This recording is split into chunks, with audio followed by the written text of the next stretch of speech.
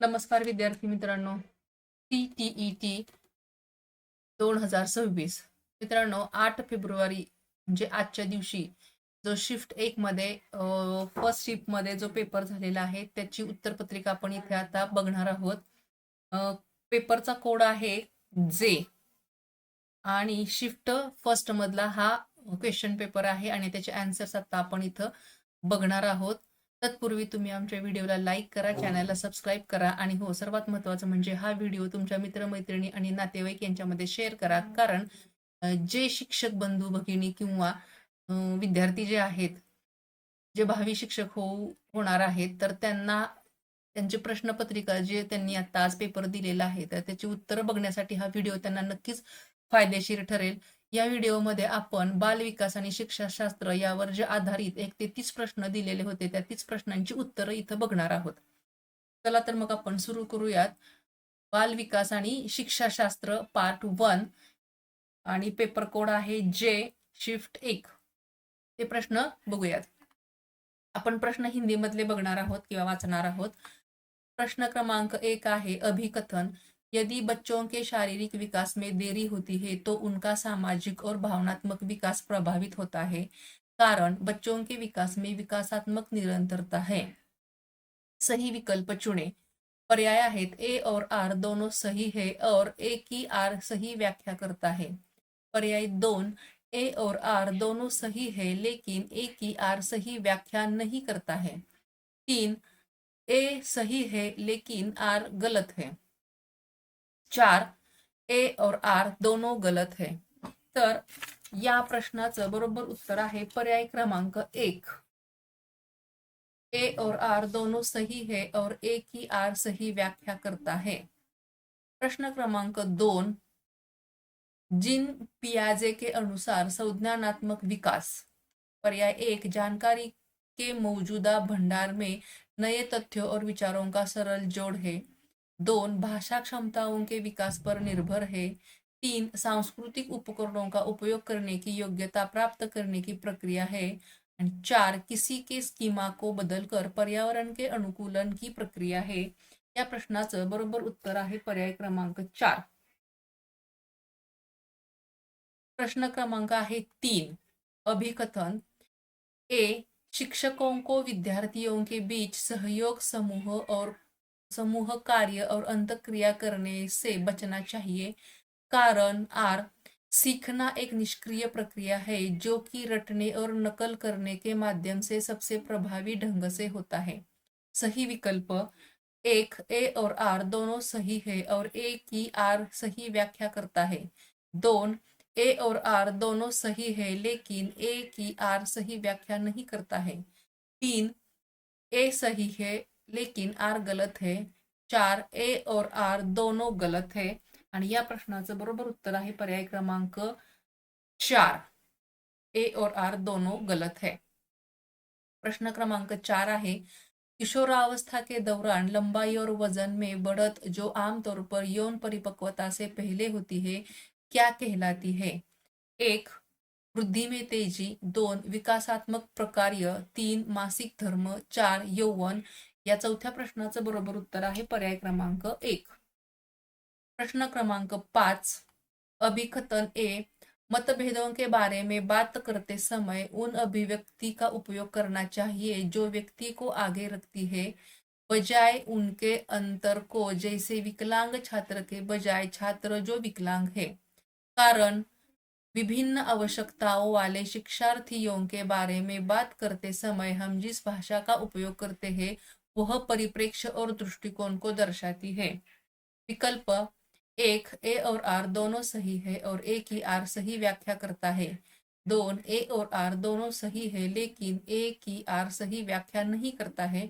3, ए सही है लेकिन आर गलत है. 4, ए और आर दोनों गलत है. या 5व्या प्रश्नाचं बरोबर उत्तर आहे पर्याय क्रमांक 1. प्रश्न क्रमांक 6 अभिकथन. माध्यमिक विद्यालयों के बच्चों को दैनिक साप्ताहिक आधार पर अपनी भावनाओं के बारे में लिखने और उन पर चिंतन करने के लिए प्रोत्साहित किया जाना चाहिए. कारण अपनी भावनाओं को समझना एक संज्ञानात्मक प्रक्रिया है जो क्रिया को सुसाधित करती है। विकल्प एक, ए और आर दोनों सही है और एक ही आर सही व्याख्या करता है। दोन, ए और आर दोनों सही है लेकिन एक ही आर सही व्याख्या नहीं करता है। तीन, ए सही है लेकिन आर गलत है। चार, ए और आर दोनों गलत है। या 6व्या प्रश्नाचं बरोबर उत्तर आहे पर्याय क्रमांक 1। प्रश्न क्रमांक 7, निम्नलिखित में से कौन सी समस्या समाधान की एक प्रभावी युक्ति नहीं है? एक, पैटर्न और संबंधों को पहचानना। दोन, समस्याओं को हल करने के लिए तार्किक तर्क शक्ति का प्रयोग करना। तीन, प्रासंगिक जानकारी को अनदेखा करना। चार, जटिल समस्याओं को सरल भागों में विभाजित करना। या 7व्या प्रश्नाचं उत्तर आहे पर्याय क्रमांक 3। प्रश्न 8, पियाजे के अनुसार जब बच्चे निगमन के बारे में सोचकर उन्हें और अपने दिमाग में परीक्षण करके सामान्यीकरण करने और मानसिक परीक्षण और प्रयत्न त्रुटि विधि में संलग्न होने में सक्षम होने के बिंदु तक पहुंच जाते हैं तो वे किस अवस्था में होते हैं? एक, संवेदी चालक अवस्था। दोन, पूर्व संक्रियात्मक अवस्था। तीन, मूर्त संक्रियात्मक अवस्था। चार, औपचारिक संक्रियात्मक अवस्था। 8व्या प्रश्नाचं बरोबर उत्तर आहे पर्याय क्रमांक 4। पर्याय 4। प्रश्न 9वां, विद्यार्थी कुशलतापूर्वक और सार्थक तरीके से तब सीखते हैं जब एक, विषय वस्तु को उन्हें जानकारी के असंगत टुकड़ों के रूप में प्रस्तुत किया जाता है। दोन, निपुणता हासिल करने के बजाय असफलता से बचने पर ध्यान दिया जाता है। तीन, नई अवधारणा पहले सीखी गई विषय वस्तु से पूरी तरह से अलग होती है। चार, उनकी प्रतिक्रिया और व्यक्तिपरक अनुभवों पर ध्यान दिया जाता है और उन्हें महत्व दिया जाता है। या 9व्या प्रश्नाचं बरोबर उत्तर आहे पर्याय क्रमांक 4। प्रश्न 10वां, लॉरेंस कोहलबर्ग के अनुसार बहुत छोटे बच्चों की नैतिक तर्क शक्ति किस नैतिकता के इर्द गिर्द घूमती है? एक, अहंकार की नैतिकता। दोन, देखभाल की नैतिकता। तीन, दूसरों का परिप्रेक्ष्य लेने की नैतिकता। चार, कानूनों की नैतिकता। 10व्या प्रश्नाचं बरोबर उत्तर आहे पर्याय क्रमांक 1। प्रश्न 11, अभिकथन ए, विविधता और समावेशन द्वारा शिक्षण और अधिगमन में सुधार होता है कारण विविध परिस्थितियों में संवाद में संलग्न होना बच्चों का समालोचनात्मक और रचनात्मक रूप से सोचने की क्षमता में बाधा डालता है। सही विकल्प चुने। एक, ए और आर दोनों सही है और एक ही आर सही व्याख्या करता है। दोन, ए और आर दोनों सही है लेकिन एक ही आर सही व्याख्या नहीं करता है। तीन, ए सही है लेकिन आर गलत है। चार, ए और आर दोनों गलत है। या 11व्या प्रश्नाचं बरोबर उत्तर आहे पर्याय क्रमांक 3।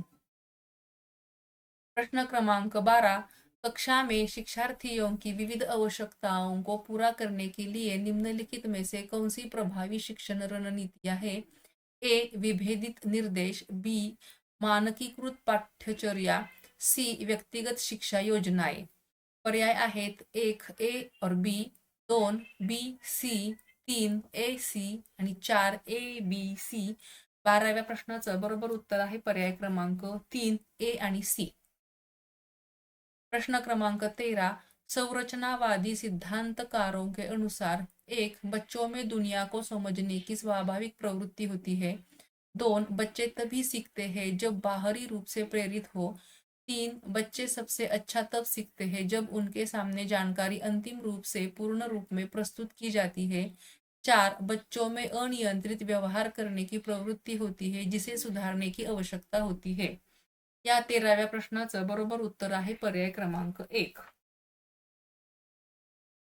प्रश्न क्रमांक 14, प्रभावी समस्या समाधान के लिए आमतौर पर इस्तेमाल की जाने वाली दो प्रभावी रणनीतियां कौन सी है? एक, स्वानुभविक और कलन विधि। दोन, स्वानुभविक और कार्यात्मक स्थिरता। तीन, कलन विधि और अनुक्रिया समुच्चय। चार, स्वानुभविक और अनुक्रिया समुच्चय। 14व्या प्रश्नाचं उत्तर आहे पर्याय क्रमांक 1। प्रश्न क्रमांक 15 आहे, एक शिक्षिका एक पाठ की समझ के अलग अलग स्तर पर विद्यार्थियों के एक समूह के लिए एक पाठ योजना तैयार कर रही है। लेव वायगोत्स्की के सिद्धांत के अनुसार इस पाठ योजना को बनाते समय शिक्षिका को निम्नलिखित में से किस बात पर विचार करना चाहिए? एक, शिक्षिका को प्रत्येक विद्यार्थी से निर्दिष्ट समस्या पर व्यक्तिगत रूप से कार्य करने के लिए कहना चाहिए। 2, शिक्षिका को सभी विद्यार्थियों को समान स्तर की चुनौती देनी चाहिए। 3, शिक्षिका को प्रत्येक विद्यार्थी के समझ के वर्तमान स्तर को ध्यान में रखते हुए उन्हें अगले स्तर तक पहुंचने में मदद करने के लिए उचित सहायता प्रदान करनी चाहिए। 4, शिक्षिका को केवल उन विद्यार्थियों पर ध्यान देना चाहिए जो पहले से ही समझ के एक उन्नत स्तर पर है और उन्हें और अधिक चुनौतियां पूर्ण काम देना चाहिए। हा 15व्या प्रश्नाचं बरोबर उत्तर आहे पर्याय क्रमांक 3। 16, पढ़ने में प्रवाह की कमी, शब्दों का प्रत्यावर्तन, अन्यमनस्कता की प्रवृत्ति जैसे विशिष्ट लक्षण किसकी पहचान के लक्षण है? 1, पठन वैकल्यता। 2, स्वलीनता स्पेक्ट्रम विकार। 4, मनोभ्रंश। 3, मनोभ्रंश। 4, ध्यान न्यूनता अतिक्रियाशीलता विकार। या 16व्या प्रश्नाचं बरोबर उत्तर आहे पर्याय क्रमांक 1। प्रश्न क्रमांक 17, विद्यार्थी एक ऐसे वातावरण में सीखने के लिए अधिक अभिप्रेरित महसूस करते हैं जो सुनिश्चित करता है? ए, अपनापन। बी, डर। सी, अस्वीकृति। 4, सुरक्षा। पर्याय 1 A B, 2 A D, 3 B C आणि 4 बी डी। 17व्या प्रश्नाचं बरोबर उत्तर आहे पर्याय क्रमांक 2। प्रश्न क्रमांक 18, रूढ़िवादी शिक्षा से प्रगतिशील शिक्षा की ओर बढ़ने के लिए किसकी आवश्यकता है? 1, रचनात्मक आकलन के साथ स्थान पर नैदानिक आकलन का पालन। 2, एकीकृत पाठ्यक्रम के स्थान पर मानकीकृत पाठ्यक्रम का पालन। 3, प्रदर्शन उन्मुख लक्ष्य के स्थान पर दक्षता उन्मुख लक्ष्य बनाना। 4, शिक्षक केंद्रित शिक्षा शास्त्र के स्थान पर परीक्षा केंद्रित शिक्षा शास्त्र को लागू करना। 18व्या प्रश्नाचं बरोबर उत्तर आहे पर्याय क्रमांक 3। प्रश्न 19, नई जानकारी सीखते समय बच्चों के लिए यह सुनिश्चित करने के लिए कि वे विषय वस्तु को समझते हैं, निम्नलिखित में से कौन सी एक सहायक रणनीति है? ए, जानकारी को एक बार फिर से पढ़ना। बी, प्रश्न पूछना और स्पष्टीकरण मांगना। सी, समझने का नाटक करना। डी, अपरिचित शब्दों के लिए अपना अर्थ बनाना। पर्याय 1 A B, 2 A C, 3 C D आणि 4 ऑप्शन दिलेले दिसत नाहीत, परंतु या प्रश्नाचे बरोबर उत्तर आहे पर्याय क्रमांक 1 ए आणि बी। प्रश्न क्रमांक 20, एक शिक्षक को ऐसे कक्षा वातावरण का निर्माण करना चाहिए जहां छात्रों को सीखने की अभिप्रेरणा मुख्य रूप से किस पर केंद्रित हो? 1, अज्ञानी दिखने की शर्म से बचने पर। 2, एक दूसरे के साथ प्रतिस्पर्धा करने पर। 3, सीखने की प्रक्रिया को समझने व उसकी सराहना करने पर। 4, दूसरों के सामने अपनी काबिलियत साबित करने पर। या 20व्या प्रश्नाचं बरोबर उत्तर आहे पर्याय क्रमांक 3। प्रश्न 21, अभिकथन। कहानियों और किताबों में पुरुष पात्रों को अक्सर ताकतवर और साहसी के रूप में प्रस्तुत किया जाता है, जबकि महिला पात्रों को स्नेही और संवेदनशील के रूप में दिखाया जाता है। कारण, स्कूल और पाठ्यचर्या जेंडर भूमिका पहचान को प्रभावित करते हैं क्योंकि वे द्वितीयक सामाजिकरण के शक्तिशाली माध्यम हैं। विकल्प 1, ए और आर दोनों सही है और ए की आर सही व्याख्या करता है। 2, ए और आर दोनों सही है लेकिन ए की आर सही व्याख्या नहीं करता है। 3, ए सही है लेकिन आर गलत है। 4, ए और आर दोनों गलत है। या प्रश्नाचं बरोबर उत्तर आहे पर्याय क्रमांक 1, ए और आर दोनों सही है और ए की आर सही व्याख्या करता है। प्रश्न क्रमांक 22, अभिकथन। ए, पठन वैकल्य से जूझ रहे बच्चों को ध्वन्यात्मक प्रसंस्करण में परेशानी होती है जिससे शब्दों को डिकोड करना मुश्किल हो जाता है। कारण, आर, सभी बच्चों को उनकी रुचि और क्षमता के क्षेत्रों में प्रोत्साहित किए जाने से लाभ होता है। सही विकल्प एक, ए और आर दोनों सही है और ए की आर सही व्याख्या करता है। दोन, ए और आर दोनों सही है लेकिन ए की आर सही व्याख्या नहीं करता है। तीन, ए सही है लेकिन आर गलत है। चार, ए और आर दोनों गलत है। 22व्या प्रश्नाचं बरोबर उत्तर आहे पर्याय क्रमांक 2. पर्याय क्रमांक 2. प्रश्न 23, सामाजिकरण की प्रक्रिया में समकक्षियों की क्या भूमिका है? एक, समकक्षियों का सामाजिकरण पर कोई बड़ा प्रभाव नहीं है। दोन, विकास के सभी चरणों में माता पिता और अन्य वयस्कों की तुलना में समकक्षियों का सामाजिकरण पर बहुत कम प्रभाव पड़ता है। तीन, समकक्षी बच्चों के सामाजिकरण की प्राथमिक संस्था है। चार, बचपन की तुलना में किशोरावस्था के दौरान समकक्षियों का सामाजिकरण पर अधिक प्रभाव पड़ता है। प्रश्नाचं 23व्या प्रश्नाचं बरोबर उत्तर आहे पर्याय क्रमांक 4. 24, सीखने के बारे में निम्नलिखित में से कौन सा कथन सही नहीं है? शिक्षार्थी उस ज्ञान की रचना करते हैं जो उनके लिए मायने रखता है। दोन, नई सीख वर्तमान समझ पर निर्भर करती है। तीन, सामाजिक संपर्क सीखने में बाधा डालता है। चार, सबसे सार्थक सीख दुनिया के प्रामाणिक कार्यों में होती है. या प्रश्नाचं बरोबर उत्तर आहे पर्याय क्रमांक 3. प्रश्न क्रमांक 25, सीखने के संरचनावादी उपागम के अनुसार सीखना तब सुगम होता है जब एक, गतिविधियां परस्पर संवादात्मक और सहयोगी होती है। दोन, विषय वस्तु पृथक और उत्केंद्री होता है। तीन, शिक्षा शास्त्र शिक्षक केंद्रित और सांस्कृतिक रूप से पृथक होता है। चार, कार्य असंगत और अव्यवस्थित होते हैं. या प्रश्नाचं बरोबर उत्तर आहे पर्याय क्रमांक 1. प्रश्न 26, अभिकथन ए, हालांकि लंबाई और शारीरिक संरचना मुख्य रूप से विरासत में मिली विशेषताएं हैं, अच्छे पोषण और व्यायाम से भी इनमें फर्क पड़ता है। कारण, अनुवंशिकता और पर्यावरण की परस्पर अंतःक्रिया का विकास पर प्रभाव पड़ता है. पर्याय एक, ए और आर दोनों सही है और ए की आर सही व्याख्या करता है. दोन, ए और आर दोनों सही है लेकिन ए की आर सही व्याख्या नहीं करता है. तीन, ए सही है लेकिन आर गलत है. चार, ए और आर दोनों गलत है. 26व्या प्रश्नाचं बरोबर उत्तर आहे पर्याय क्रमांक 1. एक समावेशी कक्षा में अनुकूलन किसमें किया जाना चाहिए? ए, अधिगमन के लक्ष्य में. बी, शिक्षण अधिगमन की रणनीतियों में. सी, सहायता के प्रावधान में. डी, मूल्यांकन में. पर्याय एक, ए बी डी. दोन, ए सी डी. तीन, बी सी डी आणि चार, ए बी सी डी. 27व्या प्रश्नाचं बरोबर उत्तर आहे पर्याय क्रमांक 4, ए बी सी डी. प्रश्न क्रमांक 28, निम्नलिखित में से कौन सी अक्षमता संवेदी बाधिता के अंतर्गत नहीं आती है? एक, रंग दृष्टिहीनता. दोन, लेखन वैकल्य. तीन, श्रवण में कठिनाई. चार, दृष्टी की आंशिक हानी. 28व्या प्रश्नाचं बरोबर उत्तर आहे पर्याय क्रमांक 2, लेखन कौशल्य वैकल्य लेखन वैकल्य. प्रश्न 29, राष्ट्रीय शिक्षा नीति NEP 2020 आकलन में क्या बदलाव करने की सिफारिश करती है? एक, छात्रों के सामाजिक सांस्कृतिक संदर्भ का अवमूल्यन करने की. दोन, आकलन के योगात्मक रूप को क्रियान्वित करने की. तीन, स्वमूल्यांकन और सहकर्मी मूल्यांकन को शामिल करने की. चार, बुद्धि की एकात्मक धारणा को लागू करने की. या प्रश्नाचं बरोबर उत्तर आहे पर्याय क्रमांक 3.